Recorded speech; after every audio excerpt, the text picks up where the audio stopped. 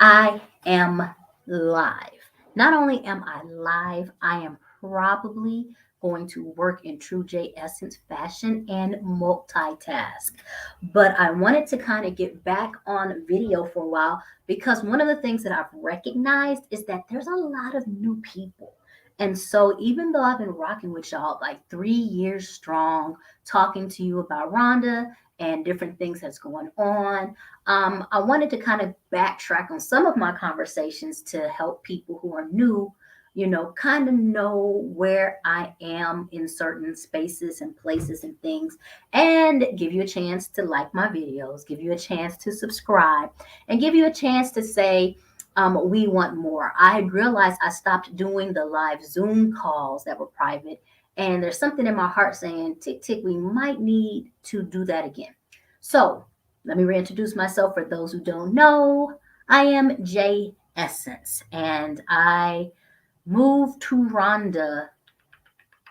I want to say I'm almost like at 3 years. I did move during COVID, and I actually had a job here, which helped me relocate to Rwanda.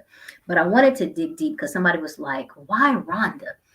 So I'm going to tell you. Well, first of all, why not? I think that's the very first piece of why not.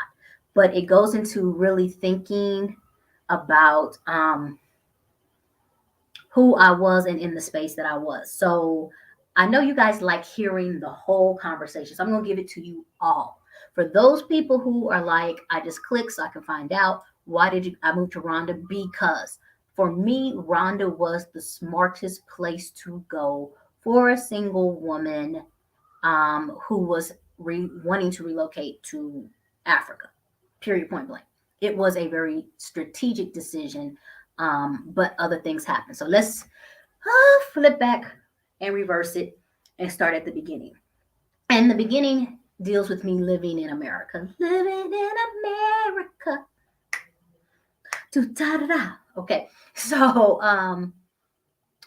I was fortunate that around 2008, I actually graduated with my master's and I had the chance to actually live in Liberia and work and do some community work with some people and friends. And I am grateful for that month. Like that was 6 months of my life. I technically ran away from Liberia. That's a whole nother story.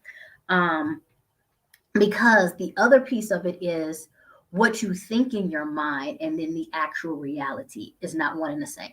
And one of the reasons, I'll tell you one of the reasons why I kind of ran away from Liberia was because there was a serious financial issue. So even though I went to Liberia to work, me not knowing anything about living overseas or being in Africa or anything, I was told that I would make a local salary. And I was like, okay, yeah, people and locals do it and, all that other stuff. No, no. And so what ended up happening is that when I was living in Liberia, I was actually starting to dip hard into my savings in order to just do things because I was really making like $500 a month. And it was not feasible. It was not. And for anybody who's like, well, I'm going to live like the locals, good, you do that because you are an expat no matter what. And they will see expat, like prices were automatically a different way. And then my expectation of what I wanted and different things like that, it just wasn't conducive on a local salary. And the other piece of it is to be honest with you, it was unfair. It's very unfair for you to bring me over to do a job on local pay when my neighbor is getting their pay based off their passport. And there's different things. So even if you do come over on local pay, you're realizing now you don't have no pension, you don't have medical. Like there's a lot of things that you have to take in consideration that take that off. And the reason why I bring that up is because I really did, even through the turmoil that I had being in Liberia, I did really want to stay. I actually applied for jobs to stay in Liberia, but just switch employers. I mean, it just was not working out, and I finally made the decision to go home. And it was not all financial. There was a lot of emotional stuff that was going on, but that did shape my understanding of living in Africa. That really, really did impact me a lot. So I came in, so this is all 2008. Baby came back, traumatized my mother, did a lot of little life changes, and just the way I saw things were different. I can tell you this, I knew at the time, like I really did say a prayer, because at the time I was a teacher inside of the public school system, and I really prayed to God. God, I've got 1 year left of teaching. I have to get into administration in order for me to do the work you do, because the way education was regarded in Africa was totally different, with a lot more respect and a lot more work ethic than it was in the inner cities where I was working. And so, having to beg kids to come in, the disrespect and all that stuff. So I kind of knew my passion, because I was fighting kids in the school system. Like, you gonna be here, you gonna learn. I was Joe Clark in it, like, you gonna learn today. And I kind of knew that that passion wasn't there. So I really moved towards a passion of working with teachers and stuff so I can continue my career. So in the midst of, I'm gonna go ahead with this 10-year period, I was straight America. I was doing everything and all these things, and slowly working into a space where the truths that you sold to me are not the truths that I see. And with the Great Awakening, everybody's woke now. I'm an early bird, baby. I was awake when the rooster crowed, so I was seeing things back back then. Like, this ain't adding up. Like, the American dream is hitting snooze buttons. Like, this ain't what it's supposed to be. So the truth of it is, I think around age 40 for me, all of it kind of came to a head. And there was two chases I was doing. I was chasing the me that people were telling me to be, and then I was shutting down the me I wanted to be. So there was two things, because I was really trying to just do the right thing. I was just trying to be a good girl. I was just trying to, be stable, get the house, do all these things, be married, have the family. I was just trying to do everything, and made some decisions specifically trying to create a lifestyle that wasn't ready for me, and put myself in even worse situation. Um, and in doing that, and being accountable, the person I am, I'm accountable. I know when I mess up, I know I need to do fix things, and I knew I would do that. I And being accountable, I had to ask myself, why did I get there? And in the midst of cleaning up, I started having what I recognize now, like the anxiety attacks in very quiet places. And I've said this before. I 100% remember being in a beautiful townhouse that was mine and rented, um, and going to the smallest room and the smallest corner on the upper floor, and sitting in the corner just bawling. And that was my safe space, um, for a couple months, that I would just go there and be small. I would just go there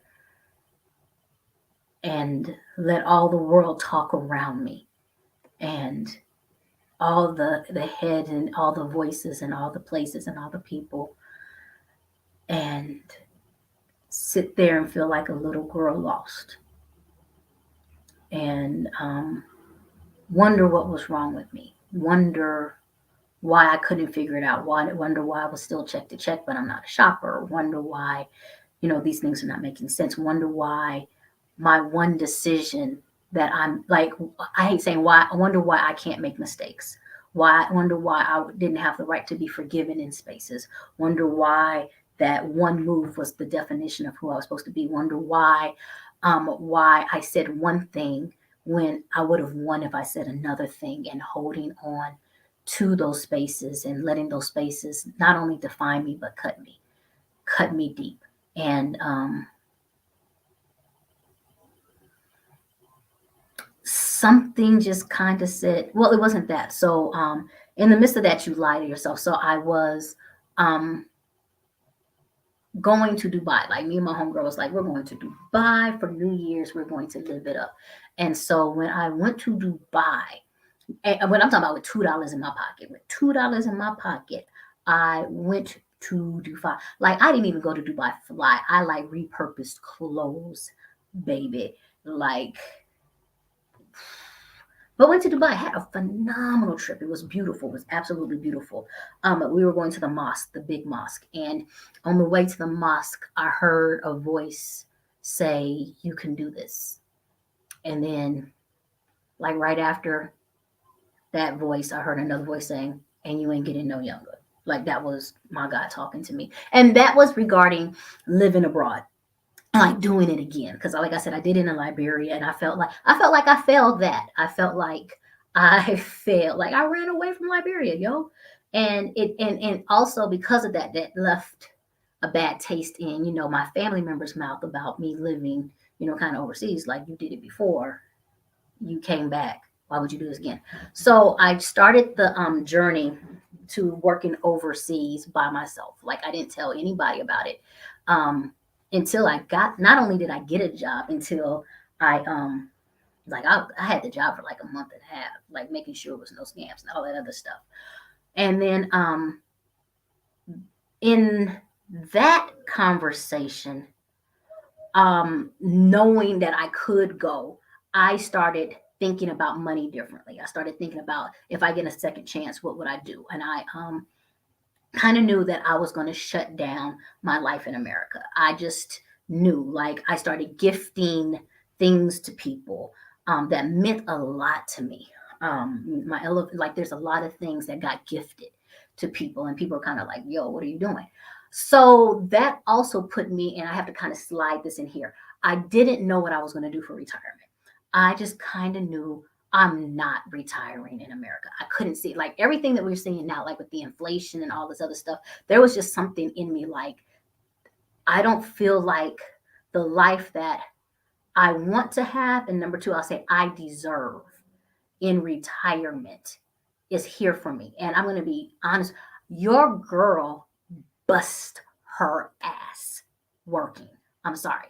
I do. Um, I am beyond a workaholic. Like it is my life. I ingrain, I do so much in it.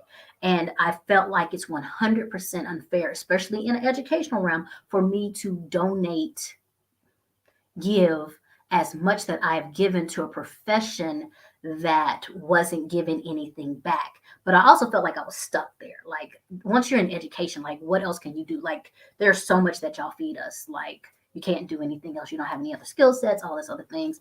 And you're good at what you do. The kids need you. Um, Work for passion, work for purpose. And the issue for me was like, okay, if I do all of that, like low key, if I've been taking care of your babies, who gonna take care of me? And so the key piece was I knew two things. There's two things I knew. One, I couldn't do retirement in the States. I just did not see how the money was going to hit and I could have a lifestyle where I'm sitting on a rocking porch, drinking tea, watching the sun go down. Like I didn't see how, like I felt like I was gonna have to work a second job. Number two, my mother was getting older and the next step is what? A retirement home or she lives with me. And I didn't want, come in. I never wanted. So What's going on? do you need this word? No, just fold. Well, but it's easier if you just fold it and Yeah. put it in the envelope because then I can see what it is. Thanks, babe. All right. Can I get a Mozzie? Where's my water? Sorry. Thanks. Um, but my mom. So I never, and I knew in the back of my mind, I didn't ever want me to regret my mother living with me or any choice. And I knew I would because financially, no matter what you say, it would be a strain.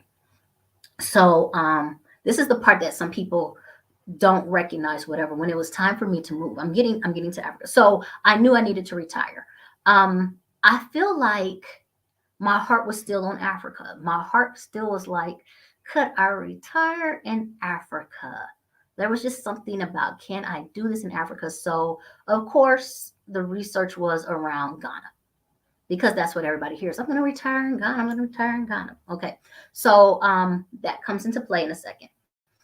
Um, I didn't want to regret, with my mom staying with me. Oh, so I also had to kind of think about her too. And then I'm moving now to Dubai to work.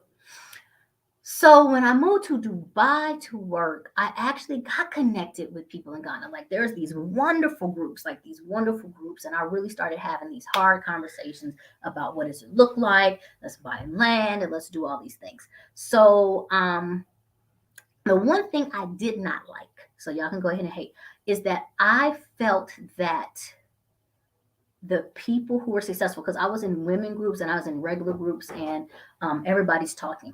I just felt that the women who were successful in doing the things that I wanted to do um, had husbands.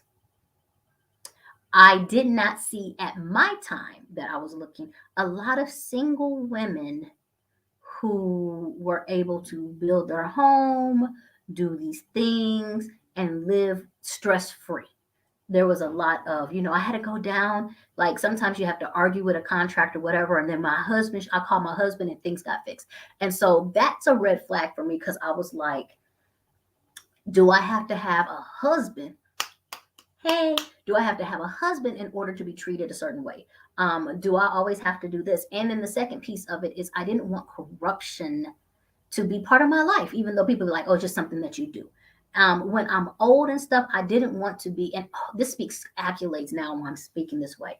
I I really don't want to be skeptical in the beginning of things. I want to be able to live in love. But so I had always known, but I was going to go to Ghana first and see and figure that out. But then I moved to Dubai. And once you move to Dubai, your trajectory changes. Um, America does a phenomenal job of being the center of their own attention. So you really only hear about, like, literally, if you're in America right now, you hear about three African countries. You hear about Nigeria, you hear about Ghana, you hear about South Africa. You don't hear about nothing else. And if you're going to sit there and like, that's not true, give what else? You have to be tuned in to know to hear those things. So when I got to Dubai, Dubai is all East Africa. So I'm starting to hear about Kenya. I'm hearing about all other different places. And Rwanda kept coming up. So I'm a researcher. I ask questions. So one, I ask questions like to my homegirls, like everybody who's visited is like, oh my God, Rwanda is beautiful. Rwanda is beautiful. Oh my God, Rwanda is beautiful. And they're like, and it's safe. And I'm in Dubai. Dubai is safe. Like I'm loving this lifestyle. Like literally jogging at night, not having to worry about Sade, who, nothing. Like, oh my gosh, Dubai was so safe. The UAE is so safe. Um, and so I'm hearing that the same thing in Rwanda. I'm like, for real? Like, dude, what?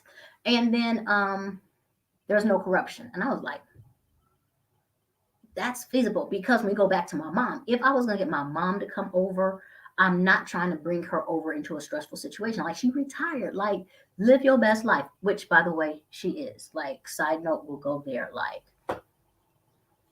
she is so living her best life. Why? Like, subscribe, do all that stuff, to do. Click, click, clank, clank. Love me, do that. So research wise, I really felt like I could buy a house now in Rwanda, set things up, but go back to work. I did feel like there was an index of support in building and all that other stuff. But I was still reading and researching, reading and researching. And that's when I found out was the one. The one was the retirement visa. I was like, what? They actually created a space for people to come and retire. Check. Um, it was the safety, one of the top places to be. Check. It was quiet. Not like, okay. Look, it ain't Ghana. It ain't Nigeria. It ain't no cha cha cha in the middle. And when I'm old, I don't want that. So I was like, check. And then like paperwork wise, leadership, check to check, check, check, check, check, check, check, check, check. Because one of the things that I think everybody wants, at least for me, sorry, one of the things that I want is a sense of protection. If something goes wrong, I want a sense of protection, meaning I can feel like I can go to the police for something. I can go to this. I have rights and I'm heard. And that is valuable. I think that's one of the things that's happening with us, even in America right now. Is like our sense of protection is like, yo, it's not there. Like the thing that happened in Tennessee is absolutely madness. And people who are elected to their position should not be ousted because I won't even say stupidity because of stupidity winning the day. Um, and so those are the things. So the goal really was for me to come down during Christmas because bam, I like Rhonda. Rhonda's great.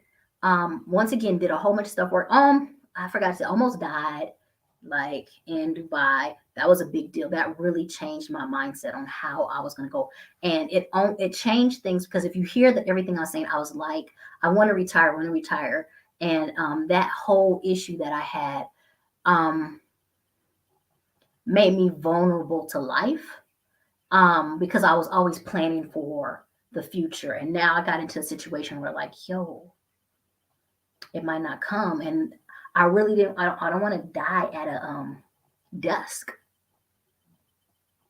I didn't want, like, and then I didn't want, if everybody comes to my funeral, I don't want everybody to talk about how good of a worker I was. This is me being deep now, so I might cry.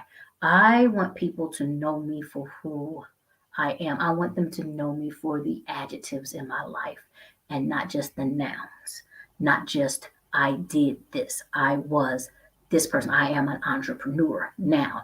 I am a owner now. I am a teacher now. I'm freaking hilarious. Adjective. I hope so. I am skeptical. I am whole. I'm being. I am love. I'm trying to find love. I am trying to lead in it. I like to play games. I am super competitive. So please don't play checkers with me because I act a certain type of way. And Uno and spades. It's a whole nother side of me when I play spades. Um, I like the sensations of seasonings. Like I like the sensation of food. I like these things. So I want it to be adjectives, not nouns. And so set up a ticket, set up an opportunity to come visit, and then talked to some people and change the mindset because one of those things, don't tell people your plans. You know, the haters are out. And I actually did. I told people my plan. I told people like, hey, I'm really planning on looking at trying to have this retirement lifestyle. Best thing ever. Because an open mouth don't get fed. Do you see how people would double mind us? Like I just realized that. Don't tell nobody nothing. Don't tell people your plans. An open mouth doesn't get fed. Those are literally opposite things. So I spoke. I think I speak now. I get nervous now, like maybe I'm talking too much. But the other thing is I'm leading now in a light in a life that's like beyond me. So, and I'm gonna be honest with you, and I've seen it. You can't take what's mine. And I've seen people try to, and they have fumbled the ball. So it just makes me stronger because I'm not driven by ego. I'm driven by God. I was gonna say by purpose, but it's like, dude, no, like every place that I stand now is because of him. And God, let me stand in this other place. Me and you talked earlier. There's another place I want to stand. I know you can make it happen. So got so open mouth. I opened my mouth, and lo and behold, I got hired. I got hired to be around it. Like that's the miracle story. The miracle story is that when I opened my mouth, that's one of my first YouTubes on my original channel. I had my homegirl Veronica recording me on this camera. It was janky. She was shaking. And I sat there and told the story about how I was going to be bi-coastal. I still hadn't given up on Ghana. I was going to live in Ghana and I was going to live in Rwanda. And I slipped up and said, no, I said I was going to be, I'm going to talk to y'all in a second. I said that my goal was to move in Rwanda first and then Ghana second. So I was supposed to say in my head, like, I'm going to be in Rwanda, or I'm going to have roots starting to play in Rwanda in the next 2 years. I slipped up on camera and said I'll have it within the year. Within the year. I said that within the year. And then I was like, bump that. We're not going to re record. I got 12 followers. We're going to post this because I literally was making it for the couple of people who are asking because I hate repeating myself. So I usually shoot like a video. And so lo and behold, I got a job 2 weeks after that video. And I was relocated 3 weeks after that to Rwanda. And I was like, yo. And things worked. Like my job released me. I think there's some other stuff like that. So it was everything left on good terms. And then I came in and the video I hate that lost. Landing in Rwanda. I remember my first night in Rwanda and it literally felt like this was my place.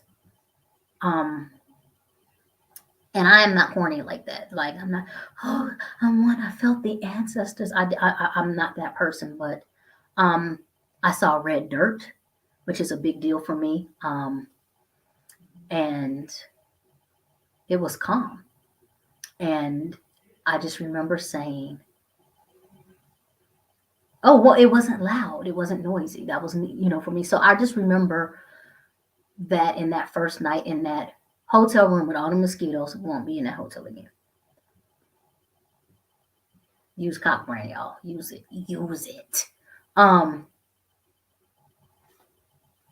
I felt good.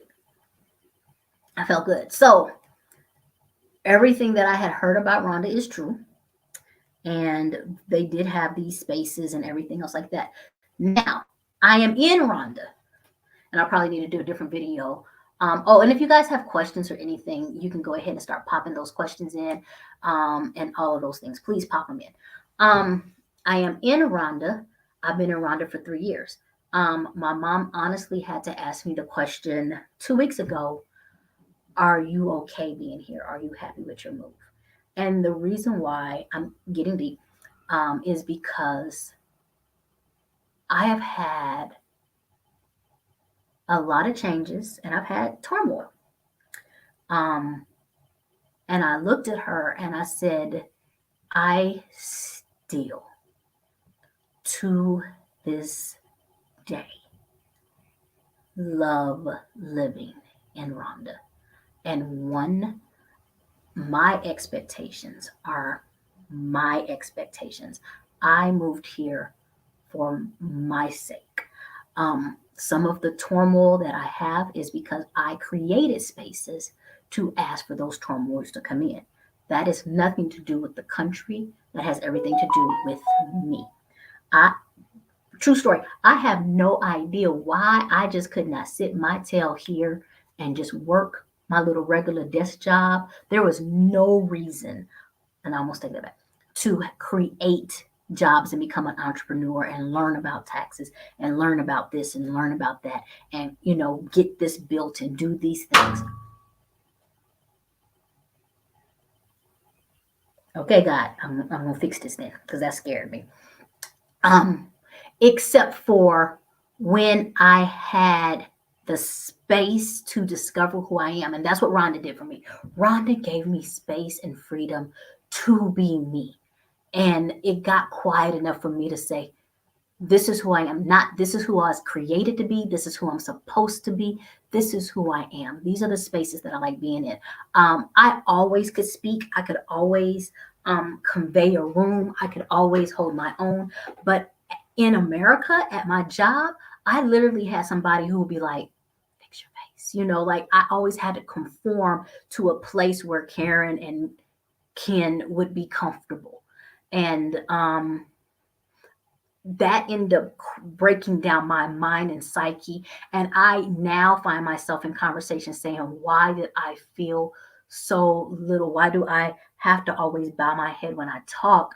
When did I stop being apologetic when I was born to be unapologetic? And those are things that in Rwanda now I get to discover and re-own and honor and hone, that I have a space to be me.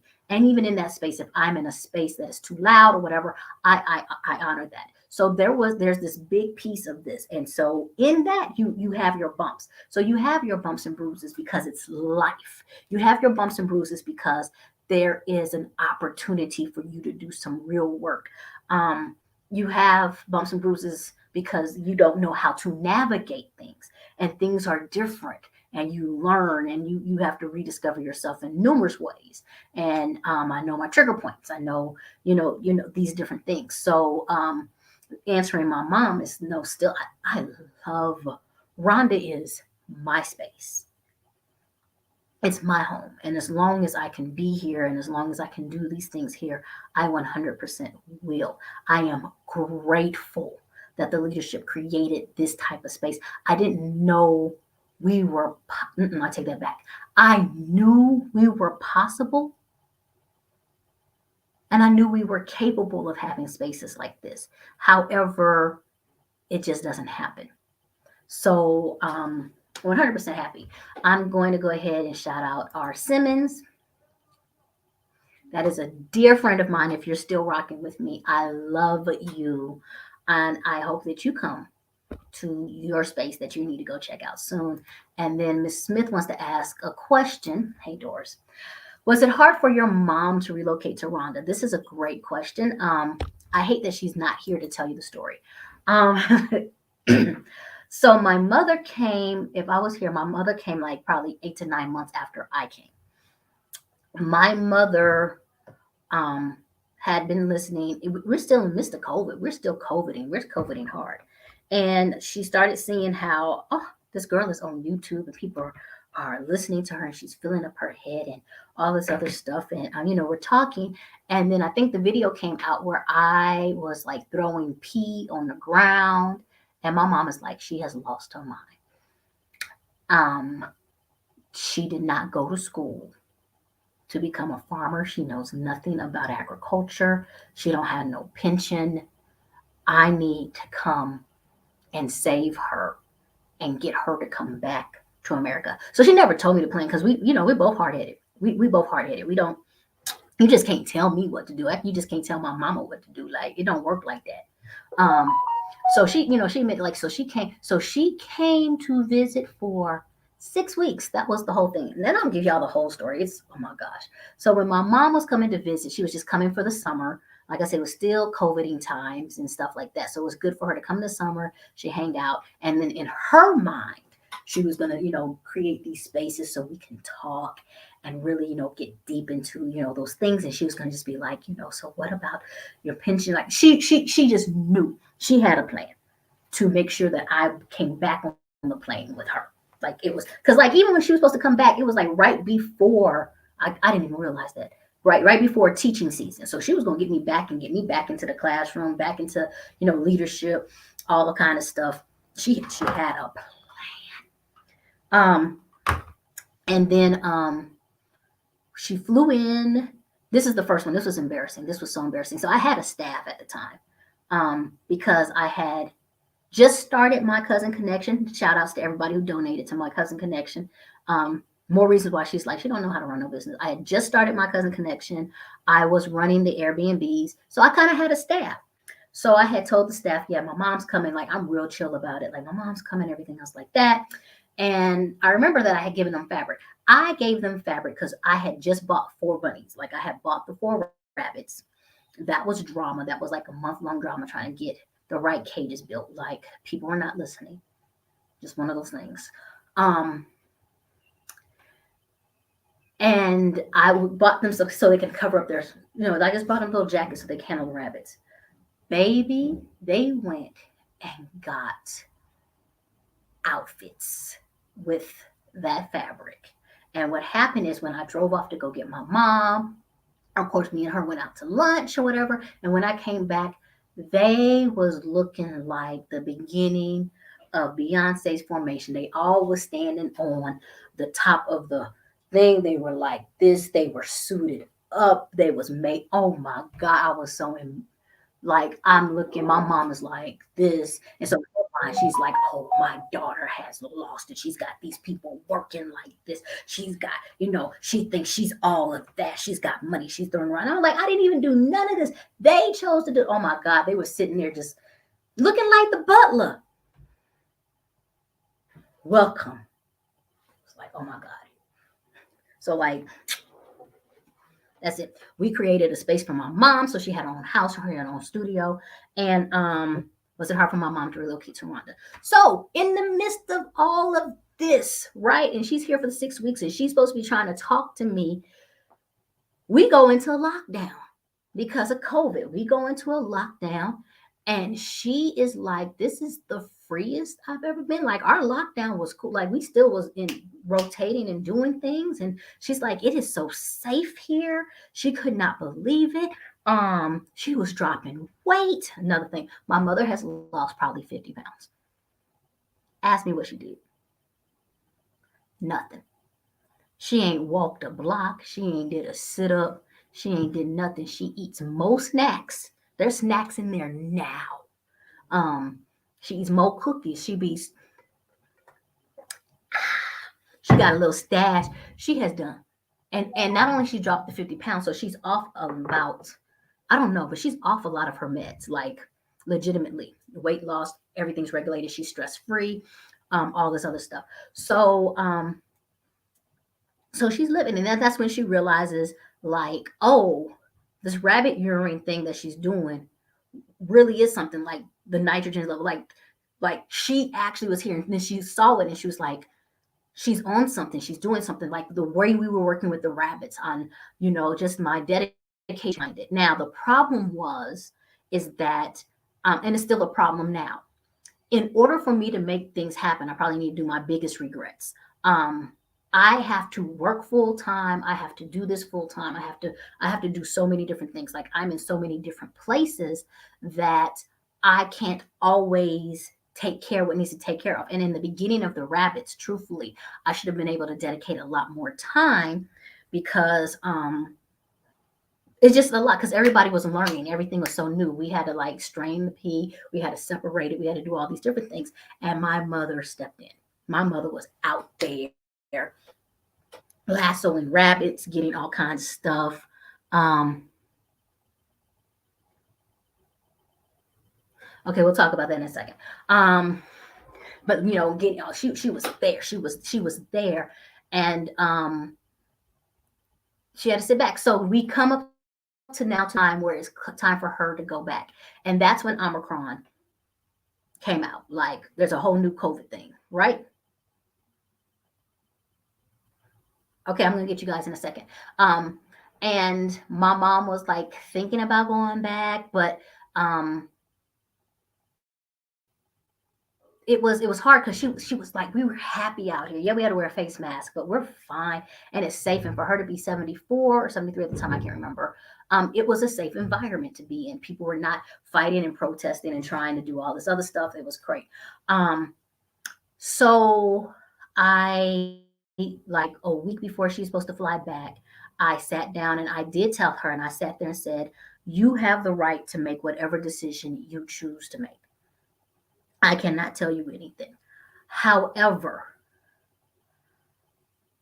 if you go back and catch COVID, there's a guilt I know I'm going to live with because, or I said guilt or a frustration because I knew you were safe here.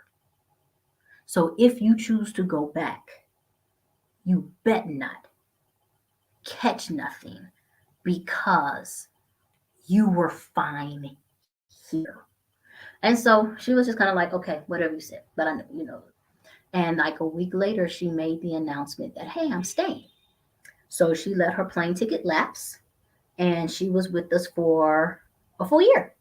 And then she actually went back last year to close her business, to close, and that was emotional. So when you're talking about was it hard for my mom to relocate, that part was hard.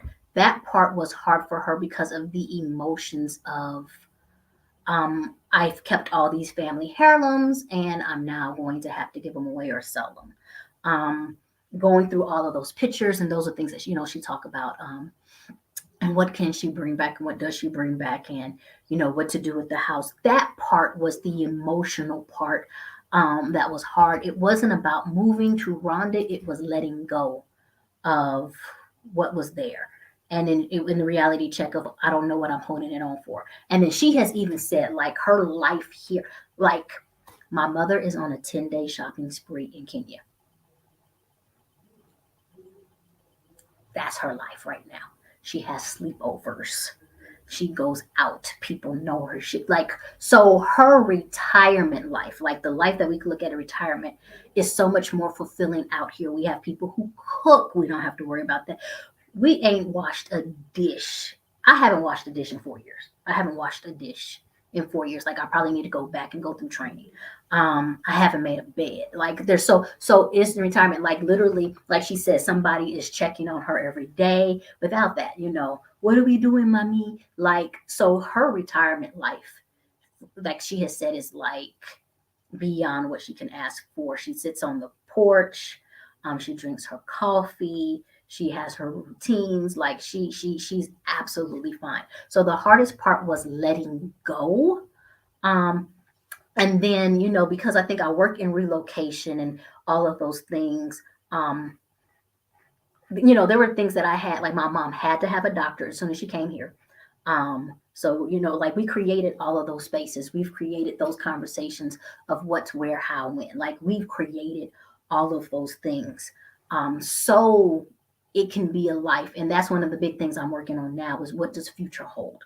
And so that piece. So now I'm coming back to the questions, y'all. I'm sorry. I was so long winded, but I had to tell you that. So this one's going to be hard for me to ask. And this is Q Stone. Blessings J1. Am I familiar with Will Allen growing power and hydroponic vertical farms? I am not. And then the question is, aren't there ag extension farming classes like there at Tuskegee, Clemson? So I don't want to talk on this because I don't know everything. I do know this. Rhonda is in a big agricultural push. I do know that there are agricultural colleges. I don't know about extension farming classes. I don't know, those things because I haven't done that research down that field. Um, and then the Will Allen growing power. I I believe it's there. I know I looked into hydroponic myself, so it's not something I'm familiar with. It's something that I would love to be able to probably put on my block to double check and see.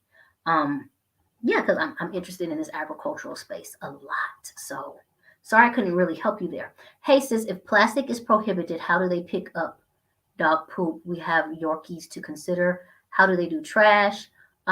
We have a dog. Why? I don't know. What do we do? Mama's the pooper scooper. So I don't know. I don't feel like calling innocent and be like, what we do with Bucky's poo poo. Um, I know she scoops it. I think it's just in the regular trash. So like I think she scoops it with the shovel and a broom. Like we have a special broom and all that stuff, and broom and a dust thing. And I think she puts it wherever it goes, and then it's done. Um, but the plastic prohibited. It's I have to say it's correct. Plastic is prohibited. Like you will not find a plastic bag. We do have like saran wrap. Like the plastic that is allowed, it's like government regulated. It's like it's a certain something thing. So it's not like I said, we have plastic wrap. There used to be Ziploc bags. I haven't seen them in a long time. We used to have plastic forks. I heard that they have banned those.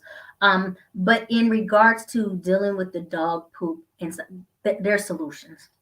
Easily, there's solutions. Um, that piece, there's solutions. So that's feasible. So Is there any other questions? I'm only going to stay on for like 3 or 4 minutes because I really do have a lot of work to do, and I'm woosah in my life. I'm about to play me some good old Maxwell or something, just and get into some tea and coffee and get some of these things done. I thank you for rocking with me. Give me the questions. Yeah, and you see my Inzozi shirt. We are actually posting up our website pretty soon. There's so much amazing things going. Um, okay, hold on here. Okay, now you got me in technical mode. Let me get in this. You ready? Thank you. I'm American in the Carolina. Excellent. Can I acquire 5 acres to create a mixed-use development to grow and package food? Yes. 100% yes. Yes to the yes, yes to the yes, yes, yes, yes, yes. If you're coming in with the capital, not a problem. Um, how would you go about doing this? One, call my cousin connection. Let me put that in there. Because we actually work with people in this aspect. We have a couple of people. Rosie, you're gonna get me on a whole nother field. Let me finish with Mr. Q. Um, I'm always giving you my cousin connection in here. Coming to my cousin connection, we talk this through. So what you're specifically asking is a lot when it comes down to business and how to go forward in business. And so I'm giving you the my cousin connection. Reach out to us, so we can help you with the steps that you need to go if you're really planning this route. 100% definitely can do that.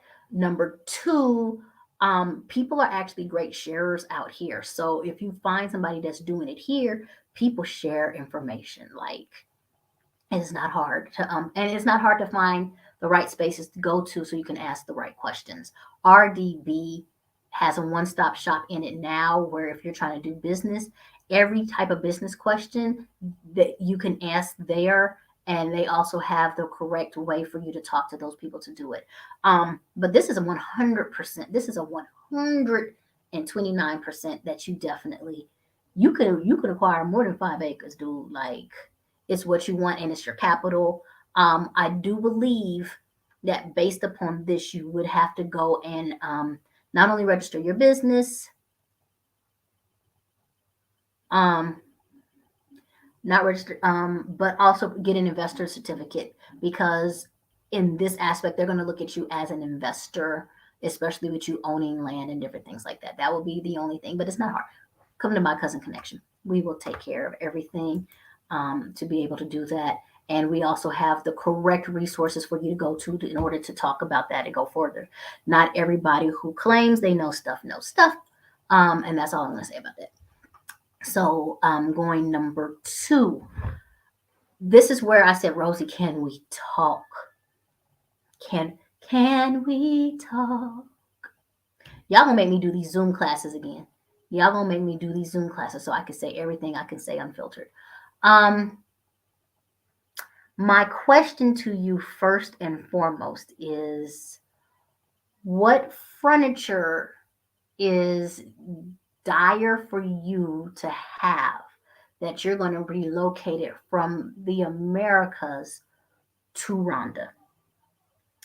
And what I would do is before you ask about shrink wrapping furniture, and I don't know where you're located, and that's another big deal. You would probably need to reach out to somebody logistically. And I do have a contact. All of this is on my cousin connection. We do all of this stuff. Um, so you can know the pricing is going to take for you to actually get your furniture here. Because I've had people who've been quoted $8,000. I've had, yeah, and there's other dramas that it comes with shipping because like even when you do shipping or relocating, it will take. I'm not gonna say it can't. It 6 months for your stuff to get here. I'm trying to think. The shortest maybe has been 4 months. So before I answer the question about shrink wrapping furniture, I rather ask you what is it that you're bringing? Because if there's a certain thing, like you can get it from Dubai if you have to, or you can get things made here. Um, But that's the first question that I'm really, really looking at in that space right there. All right, Mr. Grant. I'm in Jamaica and when it comes to one of your group trips, do you still do them? I do not do group trips. I don't even say anymore. I offered it at one time. Um, and this is the crazy thing. When I offered it, everybody who was kind of like I'm interested group trip ended up coming individually on their own. And so we connected in different spaces. And I had to slow down on this is what we offer, this is what we don't offer, this is what we do, this is what we don't. So I do not do the group trips. Um, is there one in the last quarter of the year? No. What can happen? If you choose to come, my cousin connection can help you with that. We actually work with another group that's really focused more on investing, and so they will. I would rather them house you if you're trying to invest. I rather them house you if you're trying to look into retirement. Meet Emmanuel, all of us, we will talk, talk you through and all that other stuff. So if it's something that you want to just come and visit and set up, go to my cousin connection, and we can at least put you in the right conversations and places to do what you need to do. I'm at 50 minutes on the dot. I am hot. I'm going to give about 2 more minutes for any more questions to come in.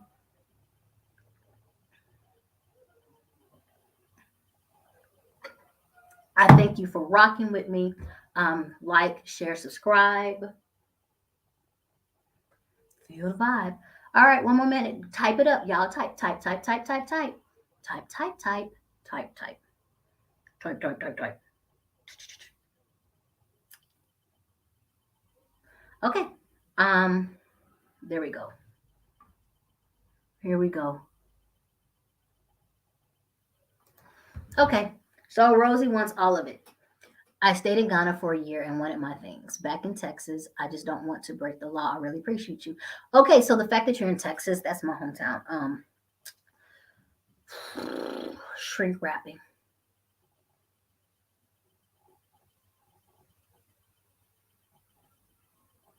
I feel like it would have been okay, but I also know that we have somebody who works in logistics, and we would connect you with that person so you can do that. Um, okay. And let me stop and say this: if you have the finances to ship your stuff, by all means, ship it. And yeah, there's a way you need to be able to wrap things up and count things and stuff like that because it's going to go through a trip. So, yeah, if that's something that you're looking at doing, just knowing your time frame. We do a lot of work with a guy named Ludovic when it comes to logistics. We just like um, how transparent he is about the entire process, and he can at least give you a price quote on what that looks like. So we got you. We got you. We got you. All right. I am closing out, and we will make it happen. And we shall see. I think I might try to do a Zoom. So be on the lookout. If you don't follow my social media, follow social media. Um, because I think I don't even remember my social media. That's my Instagram. Follow my Instagram. Um, because I'll definitely think I'm gonna do that because I think a lot of people need it. Peace out.